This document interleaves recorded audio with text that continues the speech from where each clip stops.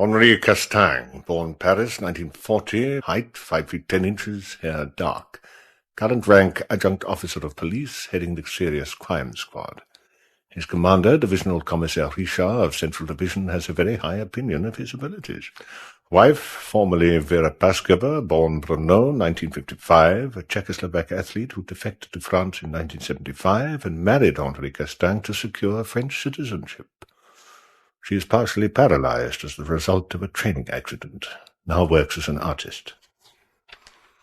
Castang has marked left-wing liberal tendencies, which he makes no attempt to conceal. Speaks fluent English. The Nightlords by Nicholas Freeling, dramatized by Michael Bakewell, with Keith Barron as Henri Castang.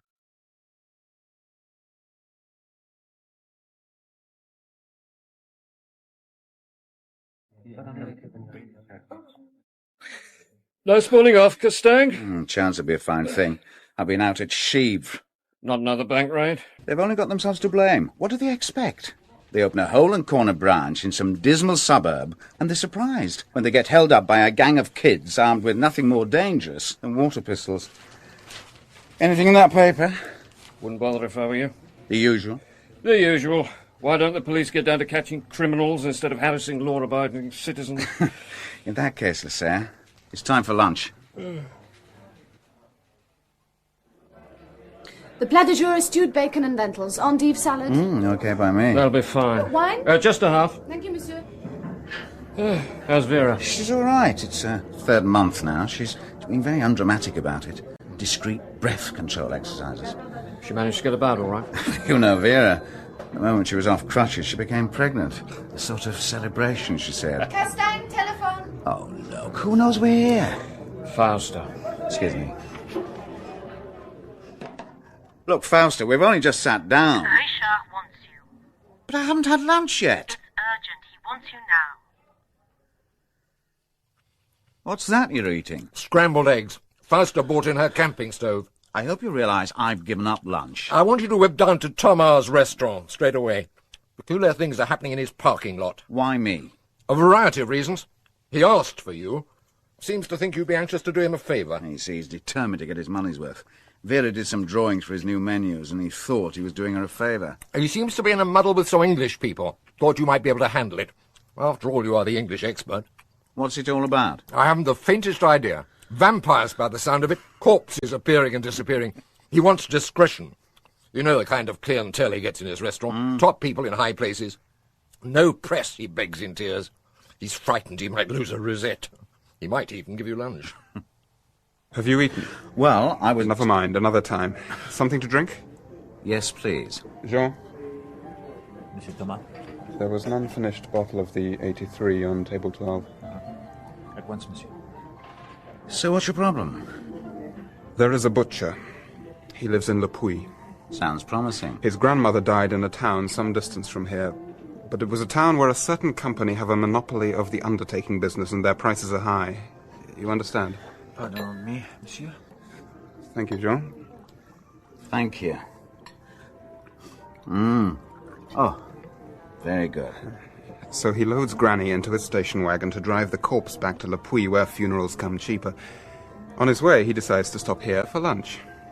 Haven't I heard this somewhere before? While he was having lunch, someone stole the station wagon. He's been kicking up a terrible fuss. Just imagine what the papers will make of it all. With no difficulty. This isn't a matter for the police judiciaire. Car thefts, failure to register a death with the proper authorities. These concern the local gendarmerie. But I'll do what I can to expedite matters and see there is no adverse publicity. Oh, that would be a great help. And while I'm here, perhaps we could clear up the little matter of Vera's drawings. I'll write her a check. It's very good publicity for her, of course. Our menus get taken away as souvenirs by people from all over the world, and with her signature on them. Do you see, Castang? It's a marvellous opening for her. But the affair of the butcher is not the reason I asked you to come here. There is far worse. I'm counting on you. Oh, yes, the roast beef brigade. I saw their Rolls Royce in the car park. Another glass. Thank you. I had to explain the other first. You see, the damned English girl discovers she's forgotten something in the middle of lunch, goes out to the car, and lets out the most frightful yell. There's a body in the boot. How very awkward. And as if that wasn't bad enough, the butcher starts up all over again, thought it was his granny. I got onto Richard straight away. I didn't want the local gendarmerie barging their way in here. All right, I'll see what I can do. Where are the English? In the little banqueting room. Didn't want to eat any more. One can hardly blame them, I suppose. I cancelled their bill, of course, but it's no fault of mine, damn it. How am I to keep it quiet? Well... But look, Castang. Come out here with your wife and have whatever you please on the house. And moreover, I'll pay the whole agreed sum for her drawings. But for the love of heaven, see to it this goes no further. Well, if you'll just give me that check now... I'll write it out straight away. Anybody leave early or in a hurry? One or two, but they're locals. I know them. 3rd of March, isn't it? That's right. Just plain Vera Castang? That'll do. I'll want identification. Wherever that's not possible, the most exact description you can get from, well, whoever served them. Well, that's easy. And the people who are here now? Oh, well, there's no need to upset them. When they pay, ask politely for them to leave their names and addresses. Routine police measures, blah, blah, blah. Oh, and have a waiter take a discreet note of the numbers of every car that's still in the car park. There'll be no problem about the butcher. Whoever pinched his wagon will dump it the second he discovers Granny. The gendarmerie will handle that little matter. And I'll look after the English, okay? Emphatically okay. Here's your check. You are the police? That's right, police judiciaire. Do you mind if I sit down? Please do. Thank you. Our name is Armitage. This is my husband, Sir James. Yeah? And our 2 children, Colin and Patience. How do you do? We'd like to know how long we're expected to stay here. Well, think of it as if your car had broken down. I'm sorry, but I don't... I know Rolls Royce doesn't, but if it had, you would have to take it into town and let the specialist have a look at it. Perhaps it needs a spare part. And that's what we're going to have to do about your case. What? It's now 2:20. If we're lucky, we might get it sorted out today, but I have to say it's more likely to be tomorrow lunchtime. Oh dear. What, here? Well, it would be better in town, I think. That's where we keep our mechanics. I'm sorry to have to interrupt your holiday, but, well, it's a nice town. First, I need to know a few facts. Now, I'm told you found a body in your car.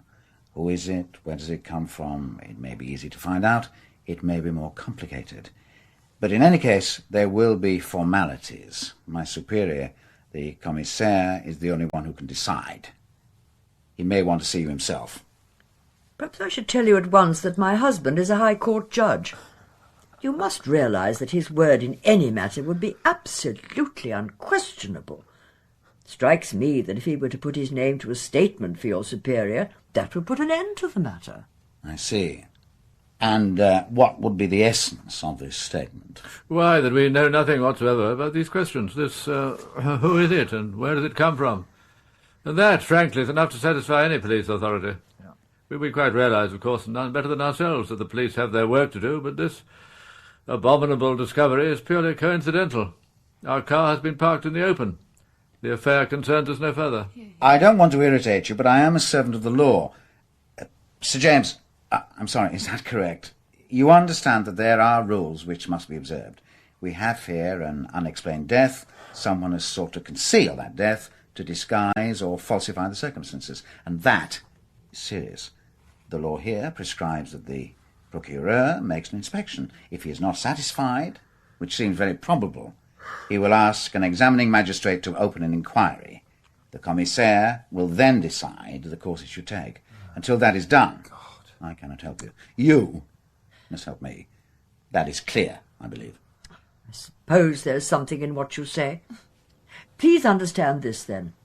If we do as you ask, it is reluctantly and under protest. Yes.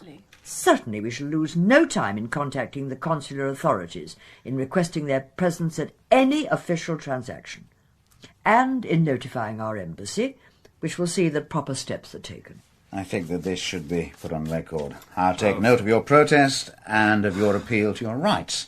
They will be scrupulously respected. But you must understand that the procedure will cause delays in the administrative process. Mr. let me put a question to you. These notes you were taking, what evidential value, if any, do they have? This is called a preliminary inquiry. Until ordered by the magistrate, no, the notes are not evidence. They are a documentation of any facts apparent to me that may be relevant in any subsequent legal procedure. In that case, don't waste your time writing anything at all. My name and address will be quite sufficient. You sought to impress my wife, and did so enough to provoke her into talking about consuls. I can't see any need for that, Rosemary. As he says, it would only complicate their bureaucracy further. 5 minutes with your superior would be quite enough to settle this. Good. The names and addresses, then, if you'd be so kind, and the serial numbers of your passports, please. What? Rather like prisoners of war. And then it will be necessary for me to view the body. I'm not going through opening it up again. Can't you do it, Colin? Oh, all right. Give me the keys, Patience. And what is your opinion of all this, Mr. Armitage? Well, it seems obvious to me. If someone wants to get rid of a little embarrassment, he tries to hook it onto someone else. The unlikelier, the better. Starts a red herring. What none of us can understand is that you should fall for it. While you're fussing about here, the real chap's on a plane to Brazil or something. Shall I do the honours? If you please. There you are. She was naked, mid-20s at a guess, probably strangled. I haven't moved her. Good. Have the car towed in here by the local garage. With them in it. Well, isn't that going a bit far? I thought you told them to treat it as a car breakdown. I didn't mean it literally. Best way to handle it. Might also bring them down a peg. I'll have the procurer's number 2 and the police surgeon waiting for their arrival. Treat them just like anyone else. Who these people say they are is irrelevant. You'll interview the judge. I'm looking forward to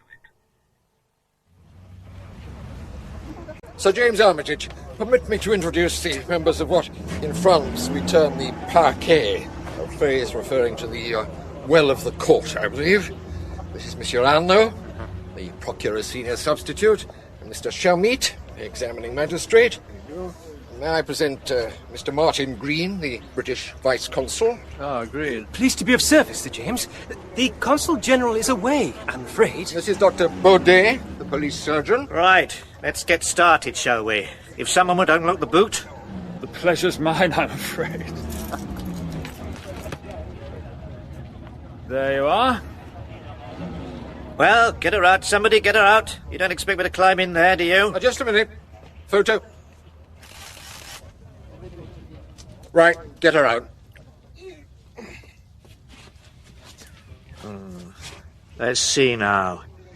Rigor mortis, wearing off. Uh-huh. Yes, thought so. Have to look at her in detail, obviously. But, in the meantime, homicide. Strangulation, not manual, not ligature. Arm. Somebody killed her with the crook of his elbow. You can confirm that much now? Yes, Monsieur Arnaud, I can. At least we can be grateful for no ambiguities. Will you proceed, Monsieur Chalmette? Yes. Investigation hereby opened. Please see to the preliminaries, Commissaire Richard. Perhaps the gentleman from the consulate would care to be present. I would, certainly. We'll go to my office, shall we? I hope there'll be enough room. I thought everybody could gather here in the outer office. Then we could use your office for the statements. We'll do just that, Faster. And I think you do well to book rooms at the Albion Hotel for Sir James and his family. One night should suffice, I think, since the doctor's going to do the autopsy right away. Right. Carstang, you'll take 4 statements from each of the Armitage family. Yeah. Sir James, you'll find the Albion quite a comfortable place. The adjective perfidious is rather out of date, I should hope. Mr. Green is welcome to be present at the interrogations, if it be so wished. Thank you. Which is all that needs to be said at this juncture. Will you carry on, Carstang? I'll take Sir James first, if you please. We crossed the Channel on the last day of February, around midday. We didn't go far. I don't like hurrying when I'm on holiday. We got as far as Rouen and had a look at all that Joan of Arc carry-on. We stayed the night there. Didn't care for the food much, too heavy for my taste. And what was the name of the hotel? Oh, I can't recall. We'll have to ask my wife. But in any case, the car was in the hotel garage that night. The next day, we potted about the cheese and cider country. Had a spot of lunch in Caen. Went to have a look at the site of the wartime landings in Aramanche. We ended the day in Bayeux. Didn't feel like eating very much, but we had a good bottle of wine. And the car that night? It was parked in the hotel courtyard. They locked the gate at night, as I recall. And the following day? Oh, we had a very long and very tedious drive. We ended up somewhere near Tours. Again, Rosemary will have to tell you exactly where. It was a pleasant country house sort of place. Mercifully light food. A blessed relief after all that heavy Normandy cooking. And delightfully quiet. We slept well. The next day... Well, you know all about the next day. So you had no fixed itinerary? We never do. We just go where the spirit takes us. You can find rooms anywhere at this time of the year. That's why we chose it. So no one would have been aware of your movements? To the best of my knowledge, no. As far as I can see, Inspector, the poor wretched girl must have been inserted into the car at Tours. But I suppose your forensic people will sort all that out. So you didn't make any stops on the morning the body was found? No, I don't believe we did. Did any of you take anything out of the boot while the car was at Tours? I didn't go near it myself. I had my overnight bag. I hadn't set eyes on my suitcase since we left Bayeux, but my wife is in charge of the luggage. She is most efficient. I can't be sure. I only had the little suitcase at Tours, and I gave the keys to the porter person and let him load up the car. And you're sure he locked it? No, I'm not. And there was a delay of about 10 minutes before we set off, because Patience had left something in her room. I was preoccupied in trying to sort out the bill at the time. Shamefully expensive. I'm sure they overcharged us. And did you check that the boot was locked before you drove off? I generally do. It's a kind of reflex action, but I couldn't swear to it. And where had the car been parked during the night? In the car park. It's some distance from the hotel. The place stands in its own grounds, but anyone could just wander in. And is there a spare set of keys, Lady Armitage? There are 3. One set is with a chauffeur in London. He's Portuguese, a charming boy, but there was no point in bringing him. I have a set, and so does my daughter Patience. She shares the driving with me. Yes, I did go back to my room just before we left, for personal reasons, if you must know. It couldn't have been more than 5 minutes. And did you take any luggage from the boot into the hotel at Tours? No, I had my overnight bag. We all do. It's so much easier when you're only staying for one night. And when you left in the morning, did you notice whether the boot was locked? Oh, I've no idea. It was raining and I just popped my case inside the car. Oh, but yes, of course it was. At lunchtime, I went out to get a road map from the car, and I had to unlock the boot to get it. I remember unlocking it because, well, that's when I found her. I got such a fright I just banged it shut again. Did you make any stops that morning? Oh, just to get some petrol in some village, and I popped into the service station. Was there any particular reason why you decided to have lunch at Thomas' restaurant? Well, it's quite famous, isn't it? And in any case, we had arranged to meet my brother there. What should I be doing tagging along with them? When I heard they were going off on holiday, I thought it a good notion to join them somewhere along the way. Yes? I wanted to get a bit of skiing in. I arranged to meet them at the restaurant here. I wanted to taste Monsieur Thomas' celebrated cooking, and I thought the old folk would probably foot the bill. So where were you last night? Deauville. Ah, Deauville. Well, I mean, not exactly in Deauville. Somewhere around, a few miles outside. There are about 10,000 signs all saying Caen. And the name of the hotel? Oh, I've no idea. The Golden Lion? Or the Red Lion? Or the Three-Legged Lion? They all look alike, don't they? Do they? Yeah, wooden beams, checked tablecloths, Gothic lettering, chicken valet doge and lamb chops. I was tired. I was only looking for a place to kip and have some grub. Didn't exactly go looking it up in Michelin. But surely you must have a bill, and that would tell you the name I don't bother to keep bills. I'm not a commercial traveller. As I said, it wasn't the kind of place you remember. I went up early, read a book, a detective story. Ah. The detectives were far better in the book than they are in real life. You know, there's nothing fundamentally improbable or odd about any of this. I suppose not, Mr. Green. Colin is rather a cool card, but he's quite outside the scope of your inquiry. Wouldn't you agree? It's the Rolls Royce that is the key. Somebody found it clever. I hesitate to use the word funny to place the body there. I'll see if the boys have finished with the rolls. Otherwise, can you ferry the judge and his family back to the Albion? Oh, yes. I've got my car here. God knows I'm expected to keep them entertained. Well, they are rather difficult. English people tend to have a deep-rooted fear of French law. They'll have seen that neither you nor the Commissaire are exactly ogres. What's the population of Deauville in the month of March? I mean, it's not much more than a village at this time of year. Don't let it get to you. Look, Green was obviously worried that I was going to treat Colin's attitude as insolence. At the very least, it's a challenge. Unless the examining magistrate insists on it, I wouldn't go checking on where the boys stay. It's a trap. Over the last dozen years, there have been maybe 4 cases of murder involving English tourists. And I only need remind you of Gaston Dominici. But that was years ago. Not where the British press are concerned. Every time they work up an immense hullabaloo about our disregard for human rights. If we let the boy provoke us into anything construable as unreasonable interference, they'll have us on toast. As it is, we'll get accused of a smear campaign against Rolls Royces. And I said we shouldn't have towed the car through the streets. There are a variety of small discrepancies in these statements. Yes, the judge says they didn't stop this morning, whereas there was, in fact, a petrol stop. And the girl went to the lavatory. I'll send Ortez to check it out. Exactly the right job for him. Oh, and they had another pee stop somewhere in the country. So much for the British bladder. Must be all that tea. We must find out whether the car was left unattended for any period of time, and we must check on all the people in Thomas' car park. Well, that's been done. How about the butcher's granny? Any sign of her? Well, the gendarmerie found her in a ditch. The butcher's claiming she was damaged in transit. You don't think that the boy may be deliberately trying to put us off the scent of what happened in Tours by leaving a false trail in Deauville? If we start inquiring into what English tourists picked up whores in Deauville, even in the month of March, every French visitor to Marks and Spencer's in Bournemouth will be arrested for shoplifting. And what about the other guests at Tours? Tours is, what, under 2 hours by autoroute from Paris? All those places are love nests. That's what the examining magistrate thinks, anyway. Something goes wrong in the middle of the night. The fellow hides corpse in handily parked Rolls Royce. But surely he'd put it in his own car, the one he could be sure no one else would open. Say that to an examining magistrate and he'd say overtaken by panic. Let's see what Tours says tomorrow. That smells good. It smells good simply because there's a bit of grated cheese on the top, which is now under the grill. What is it?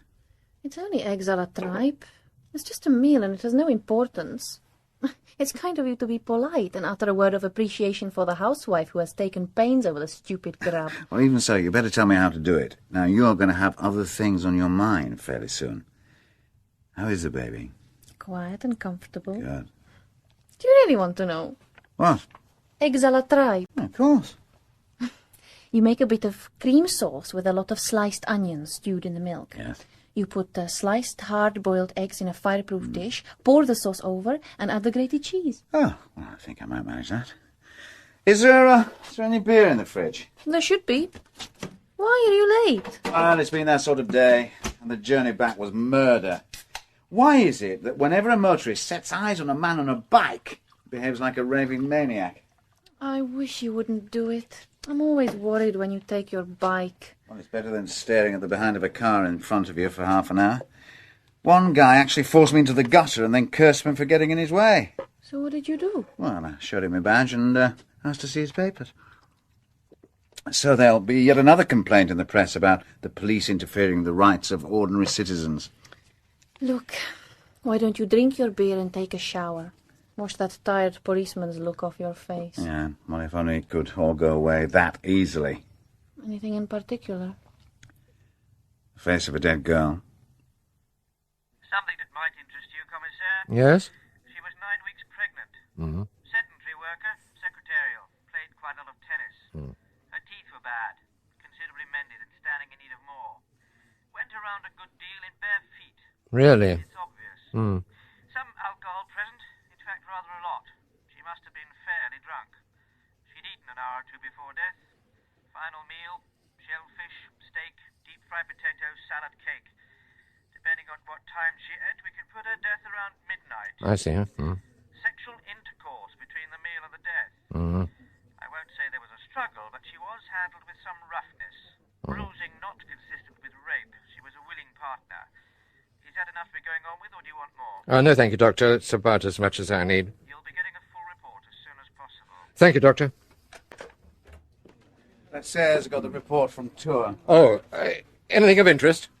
Well, it doesn't get us very far. The porter who handled the suitcase says he didn't see the interior of the car boot.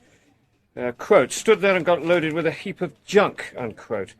Same boy brought out case next morning, but claims to have left it on ground beside car.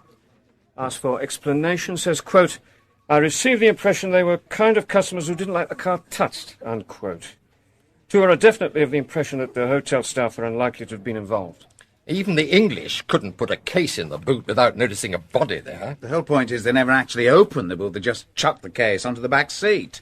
So we still don't know whether the boot was locked overnight. Well, if those damn stupid English hadn't been too lazy to open the boot in tour, we'd never been stuck with all this nonsense. Obviously, the whole inquiry belongs at tour. That's not what the examining magistrate thinks. Mr. Martin Green's on the phone. He wants to talk to you. Tell him to give them all lunch. I'll be over as soon as I can. So, they didn't even bother to check whether it was locked. I've been saying all along they weren't to be trusted. Hush, Mother, that's enough. It's obvious we're not going to be able to clear this matter up within 24 hours. We shall have to widen the scope of our inquiries. But surely you don't mean to keep these good people... No, Mr. Green, I do not. I've no wish to keep the Armitage family here any longer. They're free to proceed as they please. Oh, thank God for a ray of common sense at last. There's just one reservation. The examining magistrate has the right to hear and summon witnesses. In the event of a piece of evidence coming to light which might involve your confirmation, we shall need to know where we can get in touch with you. I see. Well, it's just we don't have any definite plans. I mean, Colin wanted to ski, and we thought of staying on the south coast. Round Cannes, perhaps. But you'll be in France for the next 2 weeks. More or less. The start we've had doesn't exactly encourage us. You mustn't let that or me spoil your holiday. A simple telephone call to the police at Cannes or Nice just to say where you'll be staying. Our consulate in Nice would be glad to give... Excellent suggestion. It'd be embarrassing for you to have to keep on phoning police stations. That wasn't quite what I... Oh, well, I suppose so. Let me wish you a pleasant holiday. Don't give any of this a second thought. That's my work. You're not going to like this. What is it? It's Baudet's comments on the preliminary dental report on the girl. Most, if not all, this dental work is of a quality I can only call cheap. The style of the work is not European, nor I should say American.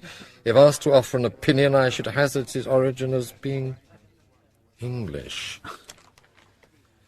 So, what do you expect me to do? Tell the examining magistrate that because the naked girl in the boot had her teeth done in England, to all intents and purposes she's English, and he asks, what intents and purposes? What do I say to that? Well, I imagine that it might cross your mind the naked girl could be in some way connected with or even known to these good folk.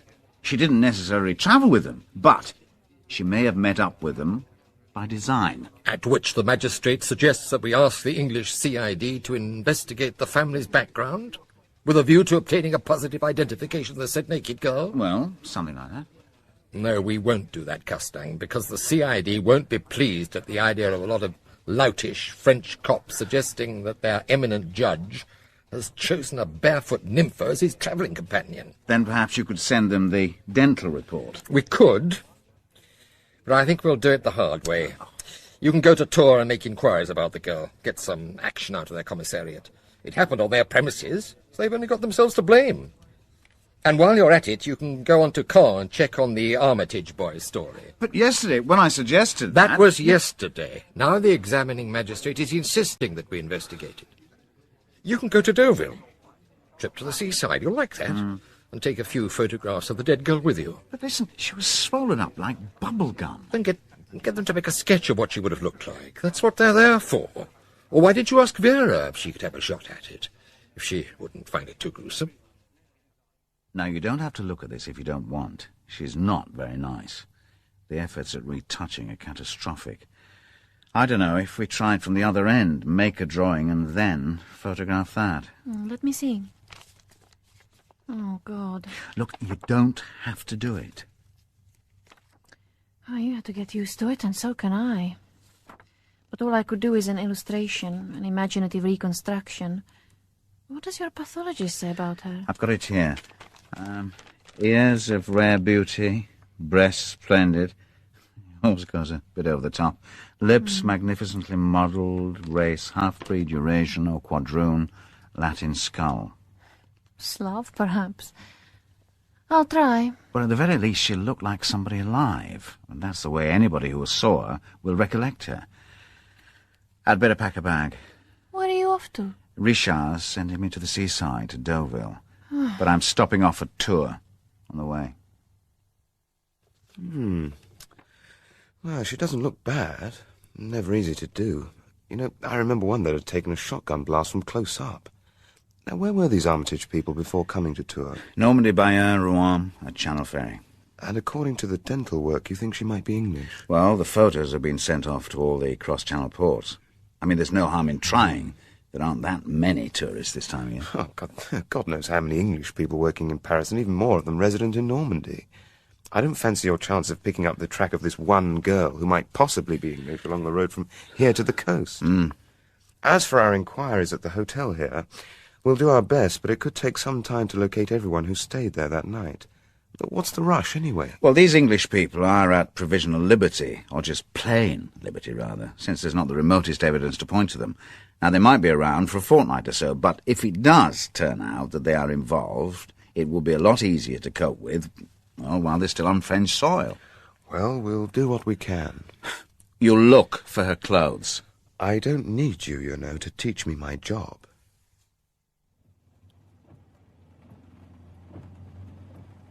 It's like looking for a needle in a haystack. The Auberge de l'Hermitage. No, doesn't look likely. If only young Colin hadn't been so deliberately vague, going on about red and gold lions, and 2,000 road signs all saying Caen.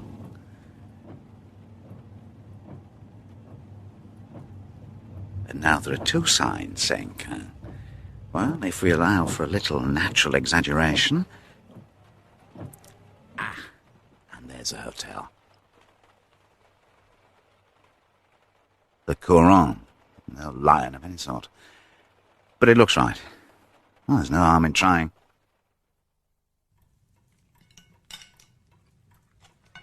Yeah, I remember him well. A young English chap with one of those little cars. Was in number 4, I think. Well, I can look it up in the book. No, you finish your meal first. Single room. Well, they're all doubles. With only 10. Or by himself, if that's what you mean. Ate alone right here at this table, served him myself. You ever seen this girl? No. If she'd been here, I'd have seen her. Even in a bedroom? Oh, you mean did he pick up a girl? Oh, not to my knowledge. It's possible, I suppose. The chambermaid might have noticed. You can ask her if you like. In the kitchen. What time do you lock up at night? Oh, around midnight. Till then, the outside door is shut, but not locked. And in the morning? Oh, I'm out early because of the market. Maria's here to make coffee. My wife's up at 7:30. That's as early as people leave. Oh, what's the trouble? Well, we're just checking on this young chap's movements. If he had a companion, that would interest me. That's all. I'll talk to Maria. I'll be here if you want me. She's a big, fat girl. You're sure? Of course I'm sure. Bed used, traces of makeup, and a smell. I brought him his breakfast. He was alone then. And what time was that? Ordinary time, 7:30, 8 maybe. She was gone earlier. Easy enough. Is there anything you can think of to describe her, like fair or dark? Perfume, maybe. Hair in a waistband. Oh, don't use a magnifying glass when I clean. What does it matter to me, anyway? But just try to think. Anything you can remember. What? You mean knickers? Or a comb or an earring? Well, often, but not this time. Nothing. Well, then why are you so sure there was someone? Experience. Here you are, copy of the bill. Bedroom number 4, like I said. Monsieur Robert Maxwell. Really? Did you get a look at his car? Yeah, one of those little coupes, dark blue. Green, perhaps. Difficult to tell at night. And were there skis on the car? Yeah, there were.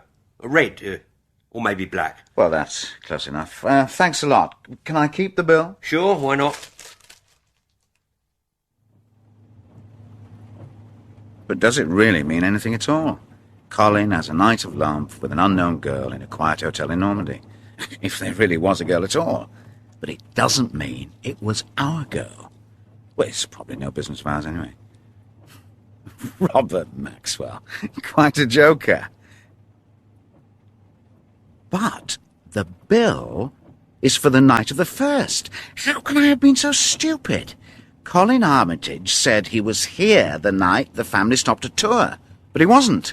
He was here 24 hours earlier. He was lying. But why? And where was he on the night of the 2nd? You're out of luck, I'm afraid. The Commissaire's gone home. There's only me, Inspector Robber. You'll do. It's about the woman in the car, isn't it? I saw the signal, but the boss didn't say what he wanted doing with it. Well, nothing yet. I came here hoping to find something that would tie in with it. I mean, I've spent the whole day running around after a boy who told me that he'd been in the area. In fact, so he had. Only it was the wrong day. He certainly spent the night with a woman, but there's nothing to say she was the naked body in the boat. Why don't you ask him? Well, he's up in the Alps in some ski place. But that's not it. I mean, the old man's a top English judge, and one can't go on at them on a slight supposition. The English would start getting on their very high horses. Awkward. Look, I'm starving. Let's go and have a bite to eat somewhere. I'm sure my expenses will cover us both. Is there any chance of a nice bit of fish? There's a place by the harbour that's not so bad. I don't know about the fish. The whole goddamn estuary's polluted. But then, so are we, so what odds does it make?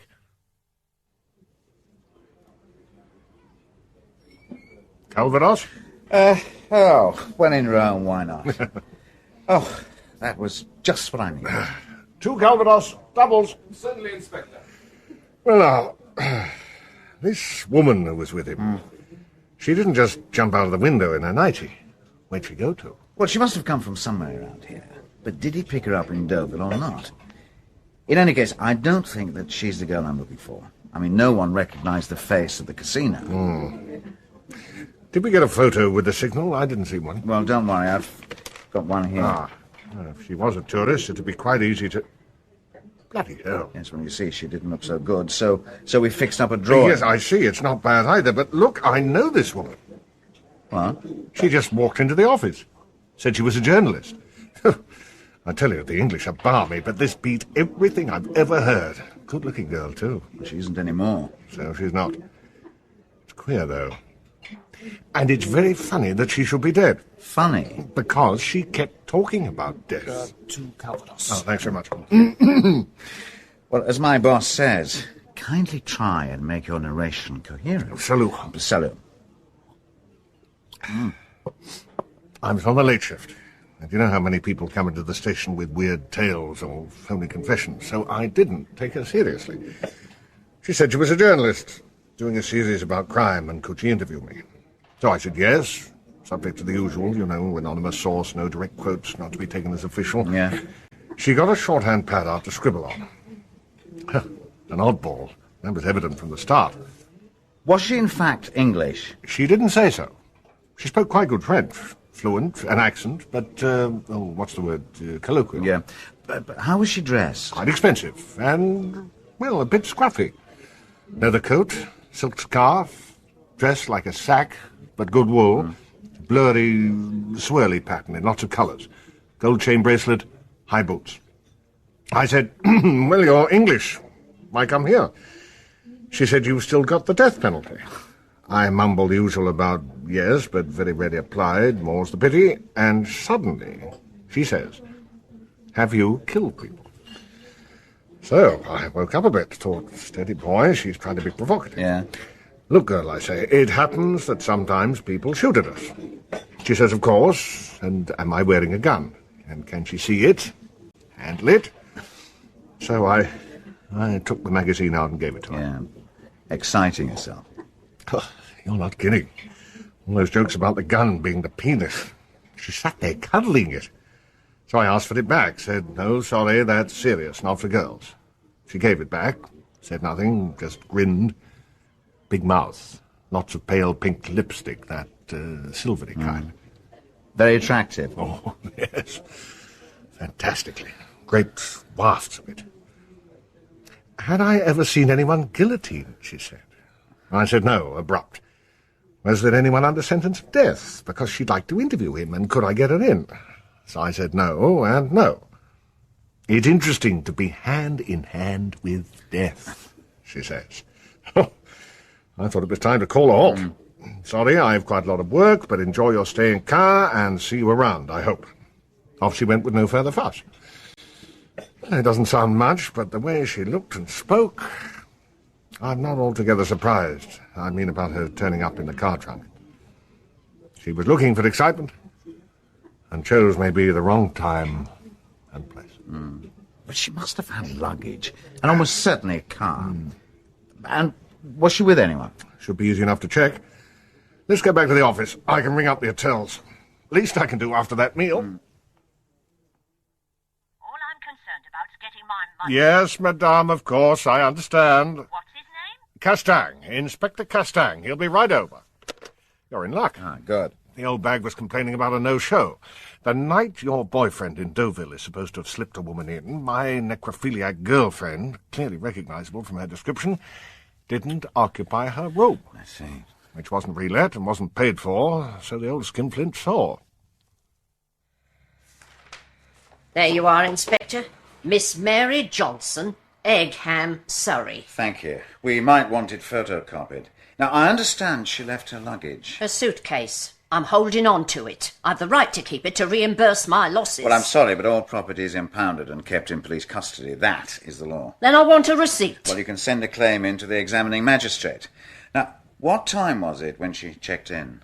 Oh, early afternoon. Looked at the room, came down a few minutes later and drove off. In what kind of car? Small, red, not a French car. Was there anyone in the car waiting for her? No, she was alone. So you want her suitcase? Yes, I do. It's in here. Leave much, did she? Well, much as you might expect. Clothes, underwear, shoes. Not barefoot all the time, then. What? Well, nothing. Any money? No, nor any washing or makeup things. But a strange smell of perfume. Do you recognise it? No idea. Yes, a dark, rich scent. That's right. It seemed to hang over the office for days. Well, what's the next step? How far's Bayeux? 28 kilometres. Why? Well, the judge and his family stayed there at the end of their second day. Oh. Now, if only I could establish some kind of link between them and the girl. It's not a very big place. An English girl in an English car, out of season. Somebody might remember. Particularly a girl like that. Yeah, I'll try the hotel where the Armitages stayed. They might even have a room. It's getting late. I'm afraid not. We're always full, even at this time of year. I'll just check for you. That will be very kind. And while I'm here, I would like to see the manager, please. Oh, yes, sir. I'll buzz him. He's in his office. I remember the judge and his family very well. They'd been looking at the site of the landings in Arromanches. But this girl, no. Unusual type. Wouldn't have missed her. And yet there is something vaguely... a resemblance, perhaps, to some person I've seen somewhere, but...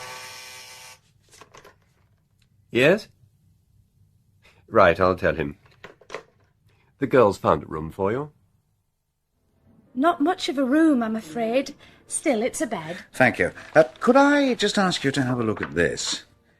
Have you ever seen this girl? I'm not sure. She didn't stay here, that I do feel sure of. But people do come in to ask questions or buy picture postcards. Or maybe to leave a message, make a phone call? I'm sorry, I really can't be positive. No, Richard's not here, I'm afraid. What about Lasserre? He's out too. Where are they? The savings bank got knocked over again. The one in St. Clair? Look, that's the third time in 3 months. That's right, Lasserre's doing his nut. Anything I can tell anybody? If anybody shows up, that is. Well, yes. Can you tell Richard I finished in car? Mm-hmm. I'm on my way back to Tours. I'm trying to find the girl's car. English Toyota? Yeah. On level 3. And how long's he been there? A few days. Couldn't say exactly. Wouldn't really notice unless it was reported stolen or something. But you do look from time to time. Most nights. Wouldn't believe the things some people get up to. Old wrecks abandoned, boxes of every sort of dirty rubbish. Woman left a baby once. Just said she forgot it. Could the Toyota have been there a week? Oh, it's possible. I'll show you.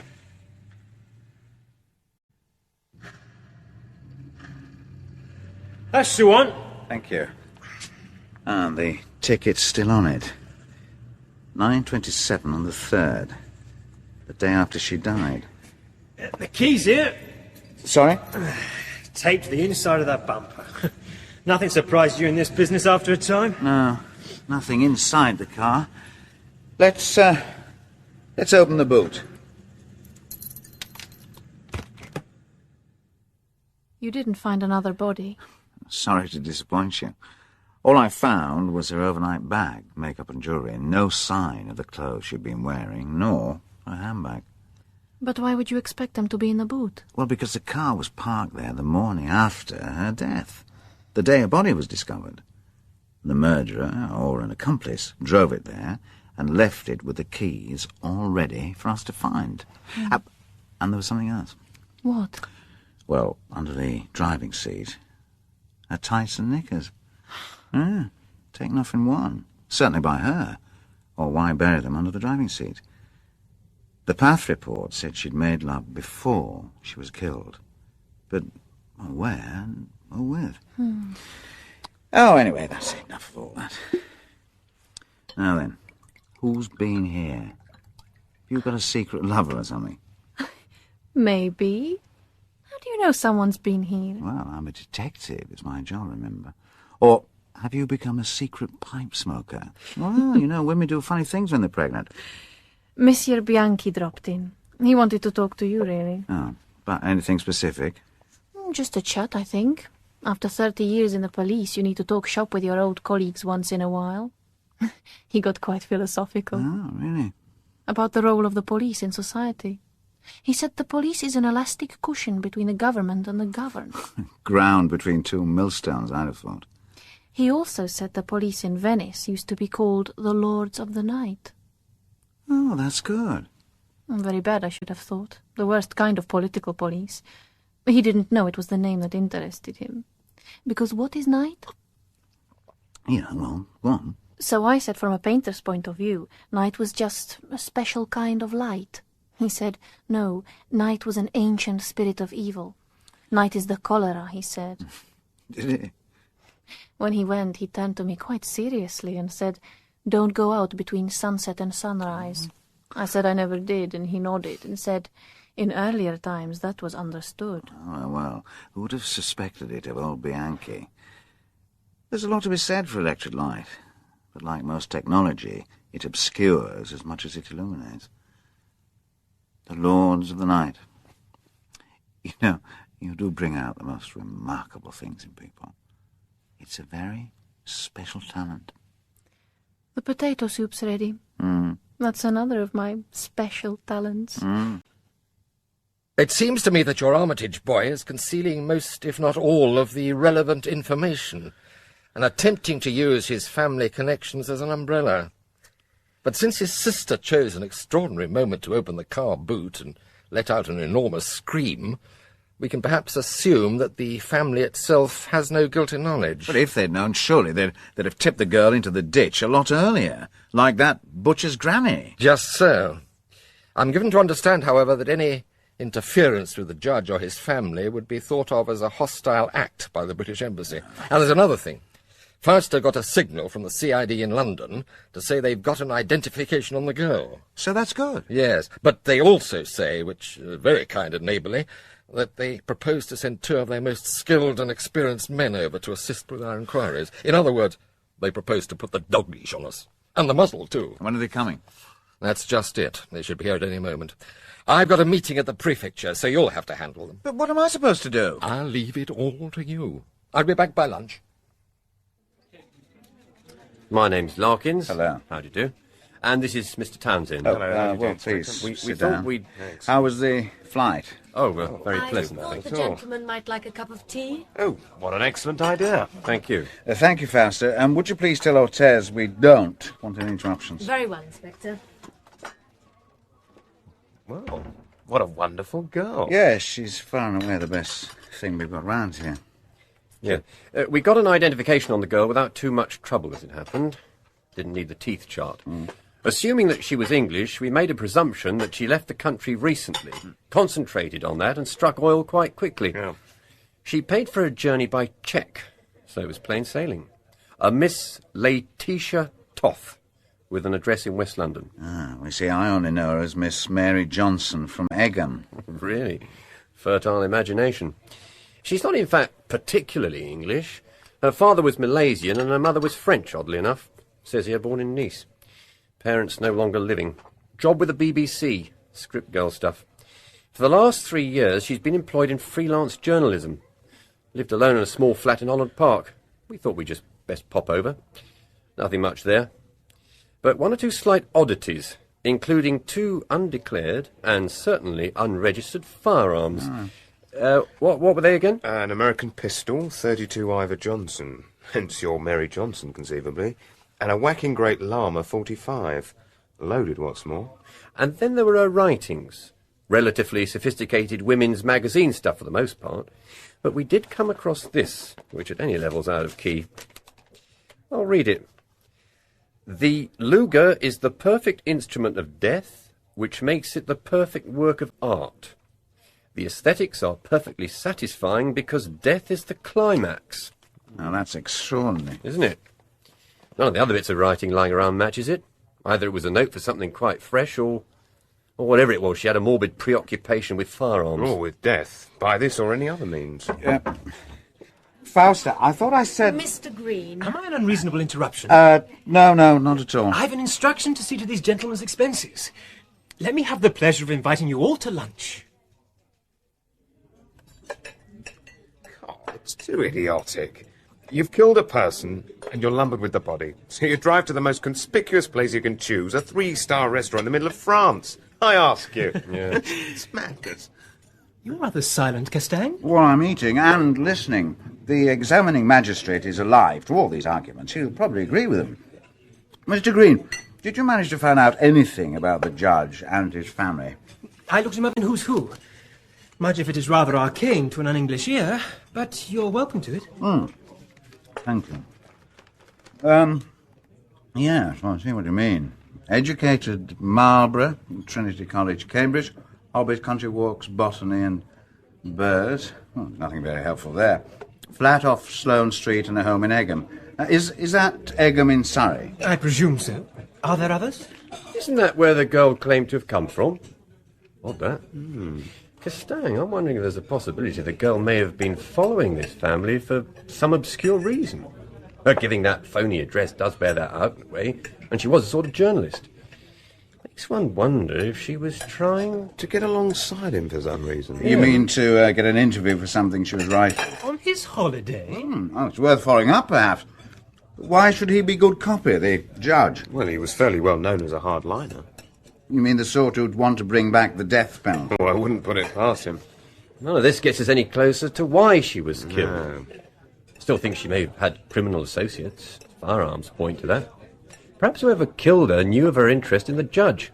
I'd like to know Commissaire Richard's views. So would I.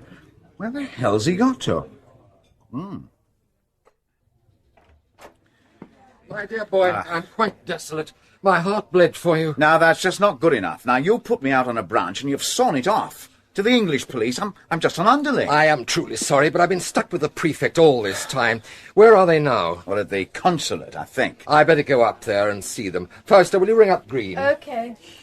I'll be straightforward with you, Castang. These English are being a bit funny. The minister, no less, has said there's to be no trouble. So, on the English side, somebody quite high up has asked for the door to be bolted. And just when we've established a positive link between the dead girl and the judge.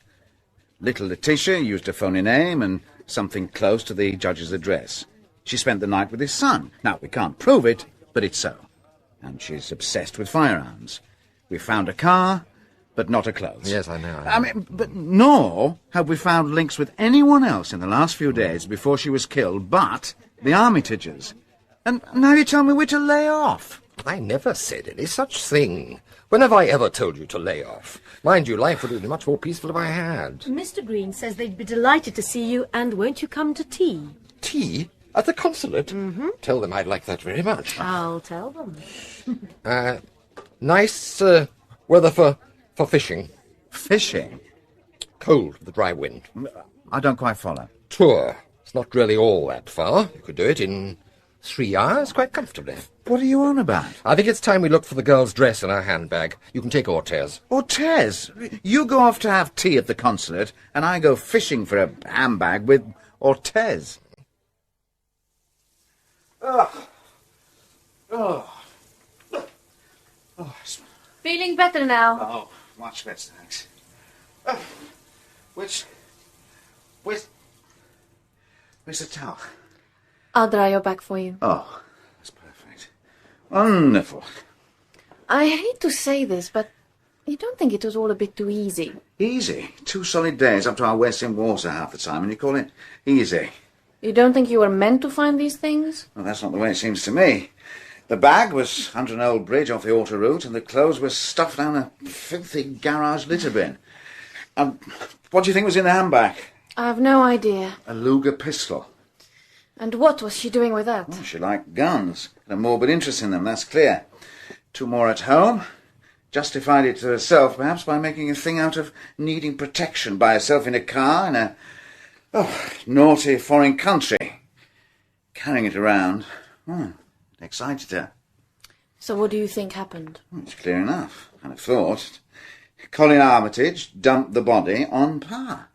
But why? I don't know why, and I don't want to know. All this why is the magistrate's worry. Either for cover, as originally thought, only sort of, double bluff, do you see? Maybe some obscure malice or resentment. The father, being a judge, might have been much too respectable and self-satisfied for the boy's taste. How does one know? Interrogation will bring it out. So, is the boy supposed to have followed her to Tours and dumped the dress in the dustbin to implicate the family further? Surely the dress would have stayed unrecognized, but for the chance of the cop you went to see in car actually meeting her. It all sounds most unlikely to me. Well, there's still a lot that is obscure, but that's often the way. So what are the English going to make of this peculiar tale? Well, they're not going to be best pleased. Won't the boy do a bunk? As Richard sees it, the others are surety for the boy's good behaviour. He'll be seeing them. It's not my job. He's getting ready for those English sarcasms. You know, like the EC's chief contribution to the British Isles being rabies, and preparing to be devastatingly mild in return.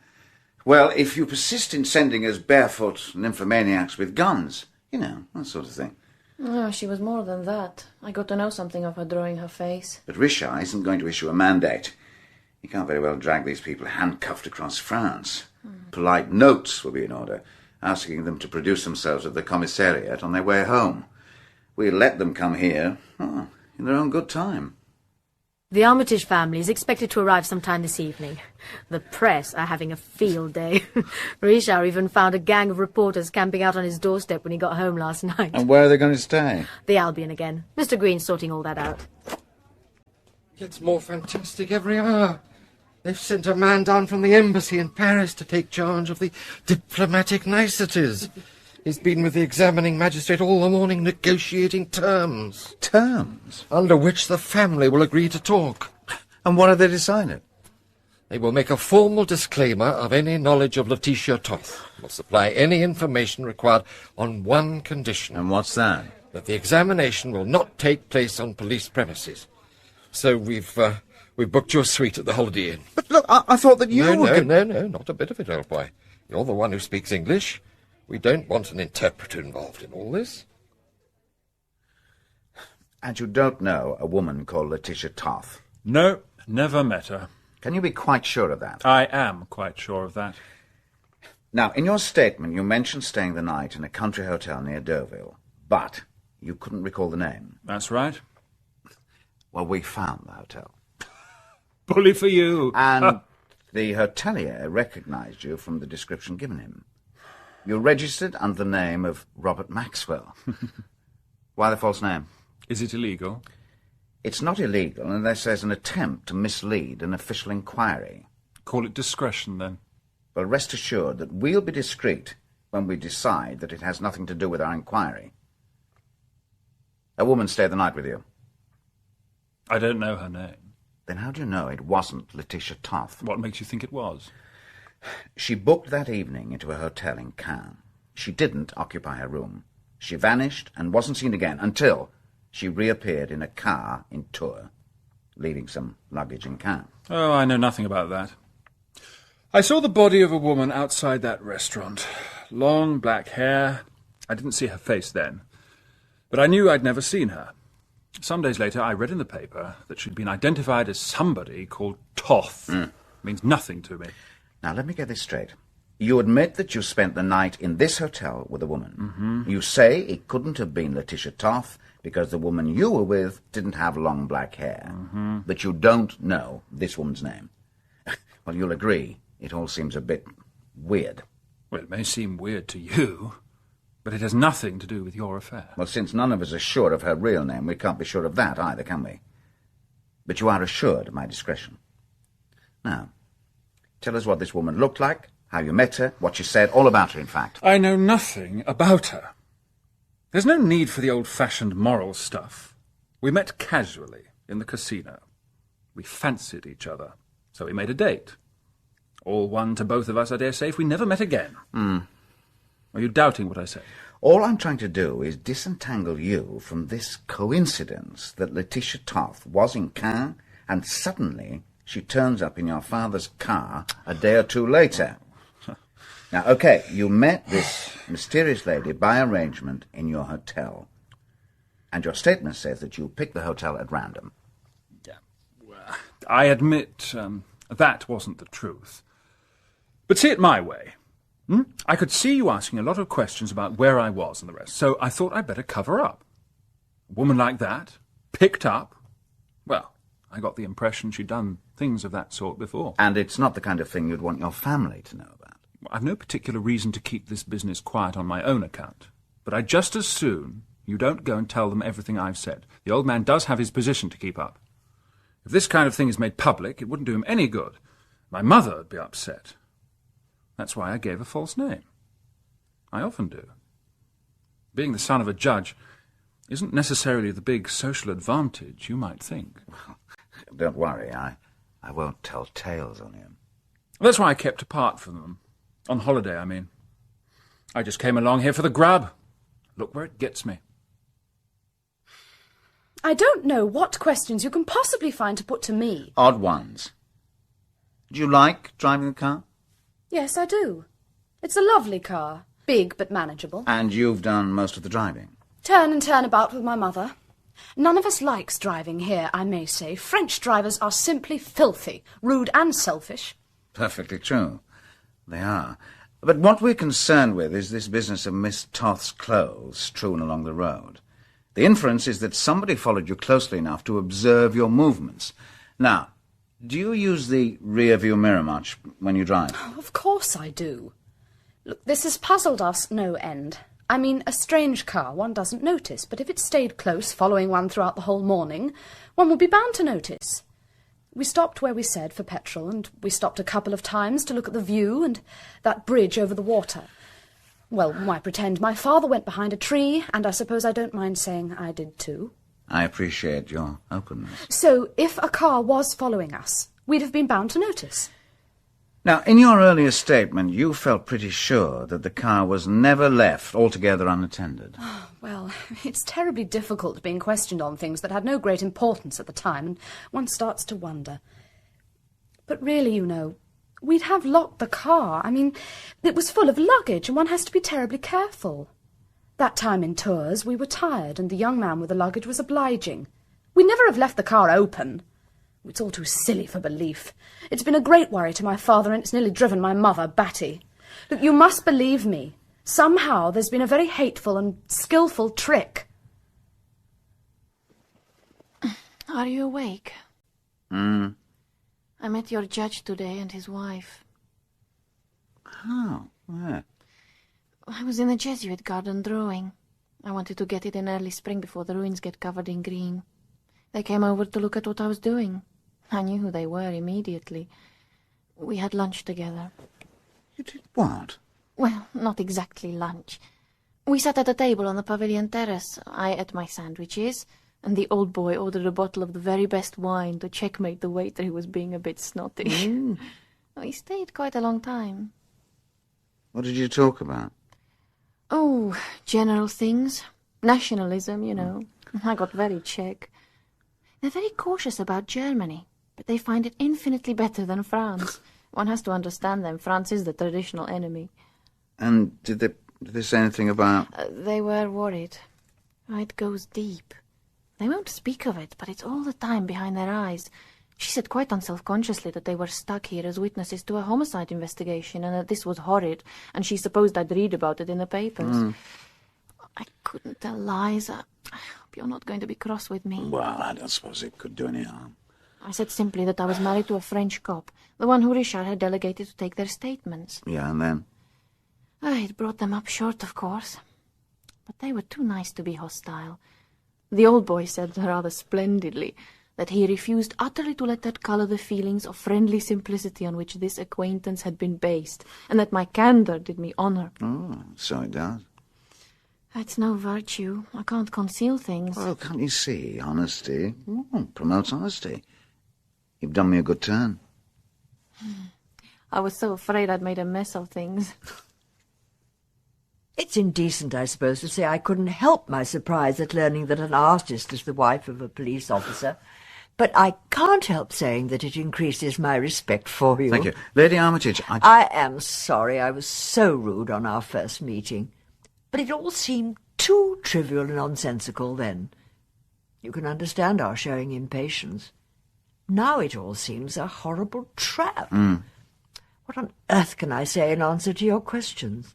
Well, of course, my wife's meeting you doesn't change my attitude to the job I've been told to do, but it can change the approach.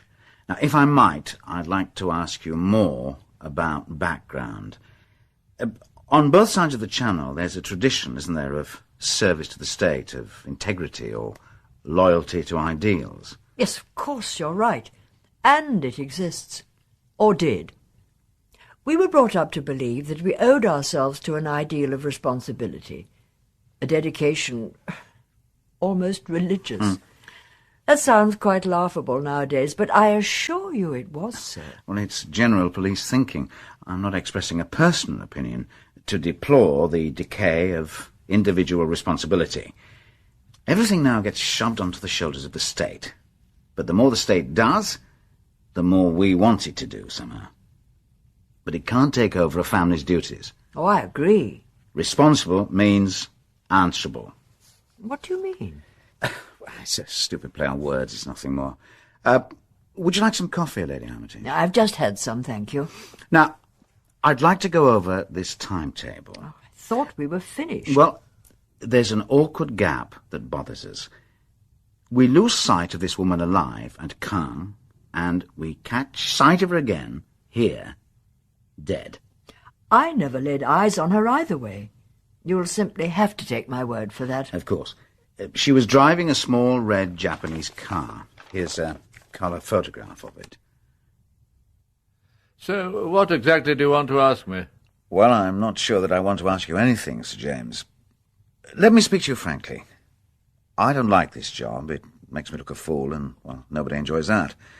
How does a minor police official go about discussing points of law with a man of your position and experience? He can't.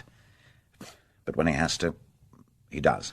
I'm not on the bench here. I'm a private citizen. I take your point, of course. A man such as myself can never be wholly private. But unfortunately, I'm obliged to confuse the public and the private person. On the one side, I've something personal to say. On the other, I'm a policeman talking in technical terms to a magistrate upon a judicial point. Making a submission, we'd call it. You needn't hesitate. Respect for a submission is the first of our duties. Then I'll dispense with the preliminaries. We think it possible that your son made the acquaintance of the woman called Letitia Tarth and spent the night with her in a hotel near Caen. We think she then decided to approach you, perhaps to put some pressure on you. She was a few weeks pregnant. Now, your own strong views about abortion are on public record.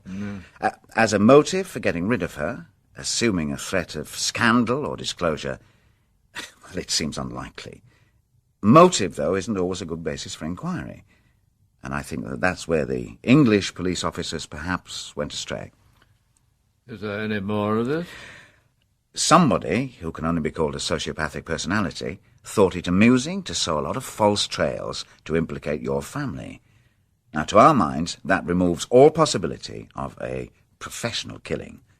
No professional would take these fantastic risks of being noticed, putting the body in the boot of your car, planting clothes and stuff all along the road. It was intended to cause great embarrassment and humiliation. And you're implying that my son did this? To my mind, he showed his hand by arranging to be around at the time the body was discovered. He seemed amused by it all. A cutely disturbing piece of luggage for a judge. Small but exquisite embarrassment for the French police and even for the French government.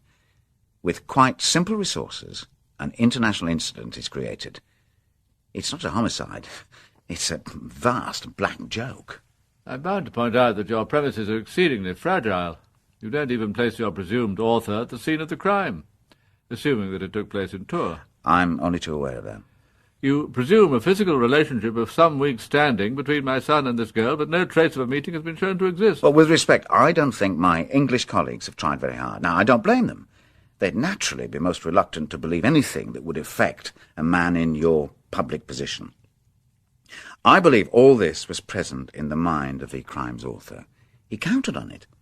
I think he counted also on the family relationship. How could any member of his family admit to knowledge or suspicion? He has us over a barrel. Well, except, really, yourself. I see.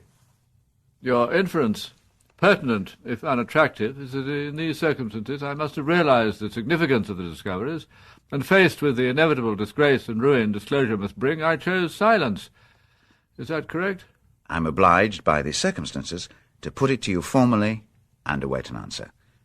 No law of ours obliges you to give one. I see. I find myself in the presence of a police officer convinced of my son's guilt in a homicide, and of my felonious concealment of guilty knowledge. A pretty notion you have formed of my family. An extra turn of the screw is that all this should have taken place in France, a country which, as you cannot fail to have observed, is not high in my esteem. You turn the tables on me since I am low in your own esteem. My breath is taken away. Allow me a moment. Tell me, have you discussed this theory with your colleagues? Or the, how do you call him, the magistrate of instruction? Commissaire Richard knows my thoughts, but he hasn't taken me into his confidence regarding his own. As for the magistrate, I've told him nothing. He wouldn't give a lot of weight to unsupported conclusions by an obscure inspector. It seems to me, Mr. Castang, that your theory, unsupported by evidence, fails to meet the tests a court, that is to say an English court, would insist on applying. In fact, I am bound to tell you that my own opinion upon the bench would be that there is no case to answer. The Director of Public Prosecutions, very roughly the equivalent of your Chamber of Accusation, would, I think, have reached the same conclusion before me. It won't get as far as any Chamber of Accusations. If it reaches the magistrate at all, it will only be in the formal sense that he declares further proceedings void. My own superior, Commissaire Richard, would apply your own argument to my submission. You have put to me, Mr. Castang, a classic enigma, classically described in an excellent book left, alas, unfinished, by a writer who had some acquaintance with the law, Robert Louis Stevenson. Well, he means nothing to me, I'm sorry to say. Weir of Hermiston. You should look it up. The name is that of a hanging judge, known for his brutal and peremptory manner in court. His son is shocked by his father's apparent callousness in sentencing a criminal to execution, and is moved to public protest. The son is banished to a remote country existence, where, as a result of various incidents involving a country girl, he is accused of murder. It seems to have been the author's intention that the son should come to trial in his father's court, and be sentenced to death.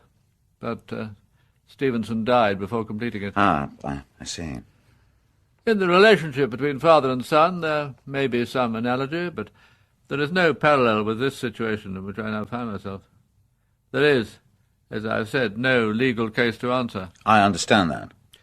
However, I would like to give this whole matter some further thought. I ask for some hours of reflection to postpone the conclusion of this exchange for reasons of my own.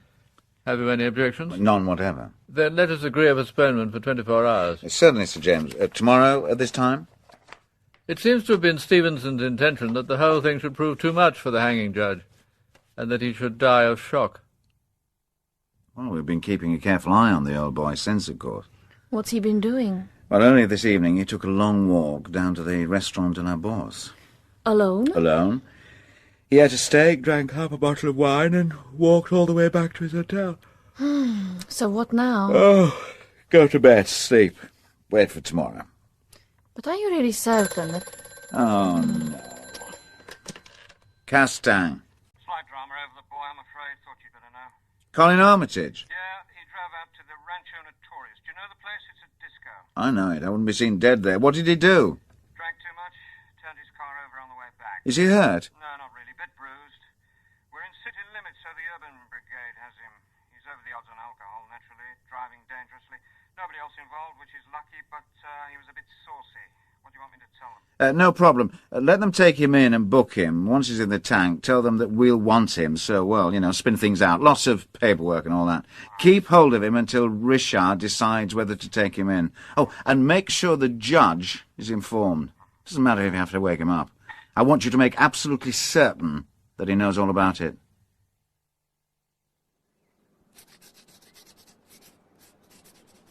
Good morning. Oh, hello. Forgive me for staring. I was interested to see how your picture was coming along. Not very well. Oh, I'm sorry. Oh, it doesn't matter. I distracted you, I'm afraid. No. Why don't you sit down? Oh, thank you. I can't seem to get to the essence of it all somehow. Keep complicating things. It ought to be quite simple, really, a bit like human behavior. You interest me. Of course, you're a judge. Obliged to view complicated situations. And to simplify them. Like this case of murder. It's really very simple, surely. Go on. The police think it's your son. They've built up a complicated theory. They're having trouble digesting it. And you have a simple theory? Simpler? I never saw the girl, but they gave me her photographs and asked me to make a sketch of her as she would have been. I was very pleased when a policeman in car recognized her from my picture. He understood her, I think. And what was his conclusion? He just saw her as a threat, to him at that moment. And cops have an instinct for the troublemaker or trouble magnetizer. A kind of natural attractor. I saw her as he saw her. Pray go on. Laetitia. Joy. You met her, didn't you? Is that what you think? I think she was a dangerous person, who loved to complicate things, to entangle, to entice, to entrap people. I think that she got you into a complicated situation that suddenly became intolerable to you. Untenable might be a better word. And to simplify things in a hurry, you found you had to kill her. Really? But if I'm wrong, then you can tell me. What I have not been able to understand is why she hated me, as she plainly did, and sought to entrap me. I have even wondered whether my son... I cannot believe he knew what had happened, but it was almost as if he were amused. A little while ago, a wise old policeman came round to see me. He told me not to go out at night. That is the time of the power of darkness. The police go out, they have to. They are part of it. The Nightlords, he called them. You believe in the powers of darkness? In Satan? Certainly. Not this modern, morbid superstition chattering about exorcisms, but in the evil that is in people. I have advice for if you take it. What is it? Go to the police. To my husband. To Commissaire Richard. They know a lot about good and evil. They go out at night. He's here. What? Who's here? The judge. But we weren't due to meet until this afternoon. Why's he come here? I thought he'd only see us at the Holiday Inn. He says he wants to talk to you. Well, yes, but wouldn't it be better if you... No, you talk to him. You can use my office. I've been talking to your wife. Let's do away with preliminaries, shall we? I find myself in a position I cannot support. Whether or not you guessed as much, whether the suspicions you expressed yesterday were designed to put pressure on me, no matter. You owe me no explanation either. If I understand you correctly, you are confessing to this crime. Is that right? It is difficult to know where to begin. I wish to make a point.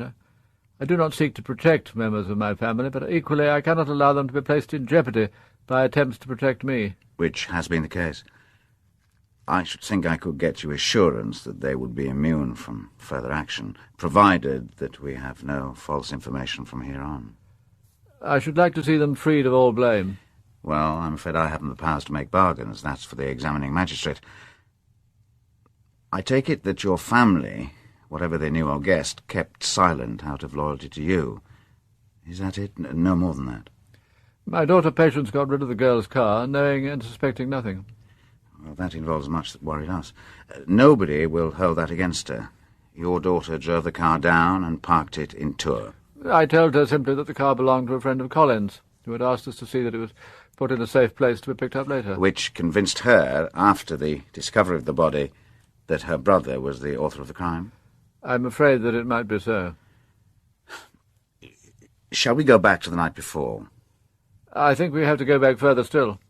So we go back to Bayeux? Yes, Bayeux. We were looking at the famous tapestry. People had their eyes only on the walls. The girl put a piece of paper into my hand. And do you have this piece of paper? Fortunately, or perhaps unfortunately, I do. Here. Thank you. Dear Sir James, as a close, I should say, very close friend of Colin's, it is of great importance that I should be able to have a word with you. I realise the need to be discreet. May I beg of you to meet me in the hotel car park this evening around 9:30? I shall not keep you long. I imagine you've seen the car park. It is dimly lit, and people walking to and from it are not noticed. I told my wife I proposed to take a stroll, to digest some rather good claret. I recognised the girl, having noticed her in the tapestry room. There was a slight drizzle, and so we went to a sort of cafe. She asked for a drink, and she took, I think, a brandy. She said she'd had an affair of some months' standing with Colin. I find this to have been quite untrue. He scarcely knew her. She said she wished to marry him. She said, quite sensibly, that she had not wished to be sprung on me without warning, hence this discreet approach. I was somewhat put off by her air of mystery and obvious tension. Well, a speciality of hers. She said she had more to tell me. I said that I was tired and wished now to go back to the hotel. She asked me where I would be next day. I told her, very foolishly, the address of the hotel my wife had picked out. She asked me not to mention the meeting to anyone else, as yet. I must admit that she intrigued me. There was plainly more behind this than she said. Well, it's possible that she wanted a pretext for getting close to you. You may be right. Plainly, she felt confident of having her hooks into Colin. She spent the night with him in Deauville. Well, he'll have to fill us in on that. Yes. Well, I must come to the point. There's no help for it. That night in Tours I drank a little too much of that attractive Chinon wine. It must have contributed to my recklessness. I repeated to my wife my excuse of wanting a stroll. She was tired and a little irritable. She said she was going to bed with a sleeping pill. Can we put it that you felt you had a certain freedom to stay out? I think you can. The car park, you've seen it, of course, is some distance from the hotel and screened by trees. It was a cold, foggy night. She was in her car. What in heaven's name possessed me? Everybody, even after she was dead, remarked upon her extreme vitality and great powers of attraction. Yes, perhaps. And powers of darkness. I proposed, as before, a stroll, but it was really too cold. I didn't want to sit in her cramped little car. Half mechanically I tried the door of my own car.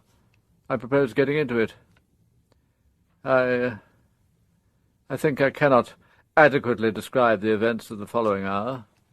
Well, you needn't, though. I'm afraid the judge would insist, but don't let's bother with that now. Can we say that she seduced you, or that you seduced her? I think that there can be no doubt. She was wearing no underclothes. I'm afraid that she was both deliberately amusing herself and quite certainly looking for leverage over you.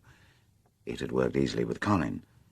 How much more exciting to repeat the experience with his father and a judge. May God forgive me, but I know payment will be exacted. And then? After, I cannot call it love, She gave an odd, hysterical laugh. She opened her handbag. She had a pistol. She pointed it at me, close to. She said, I can't recall her exact words, after love, death, or it might have been, love is a strong sensation, death is another. I can't recall. What did you do? I was very frightened. It was a kind of reflex action. I got an arm round her neck. She started to scream. No, it's all right, Sir James. I'm sorry. May I have a glass of water?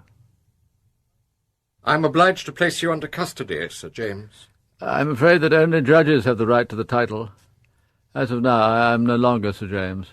The Spanish say that man is the most honourable of titles. I'm sure you're aware that there is no bail on a homicide charge. Regulations state that you should be deprived of your tie, your shoelaces, and anything else that could serve as a ligature. I have not the faintest intention of respecting that. Rather than humiliate you, I rely upon your integrity. Thank you, Commissaire. That is most considerate. The examination will not be a long one. Both the examining magistrate and the Court of Assize will take the widest and most liberal view, in the absence, that is, of any illegal chicanery. I hope your embassy people have the sense to see this. You need have no cause for concern on any of these grounds, Commissaire. The last act of my career as a judge will be to see that justice is satisfied. Thank you, Mr. Armitage. Monsieur Castang, I would be grateful if you could convey a message to your charming wife. Of course.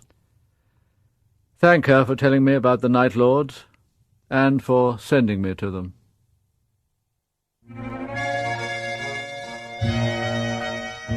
In The Nightlords, by Nicholas Freeling, dramatised by Michael Bakewell, Keith Barron played Henri Castang, Richard Vernon, Sir James, John Horsley, Richard, Aditha Brichter, Vera, Mary Allen, Lady Armitage, Simon Treves, Colin, Emma Gregory, Patience, Brian Miller, Lasserre, Danielle Allen, Fausta, Angus Wright, Thomas, Paul Downing, Green, Danny Schiller, Baudet, Ben Onwukwe, Townsend, Ian Lindsay, the hotel patron, Michael Kilgareth, Robin, Elizabeth Kelly, Madame Bissac, and Timothy Carlton, Larkins. The play was directed by Matthew Walters.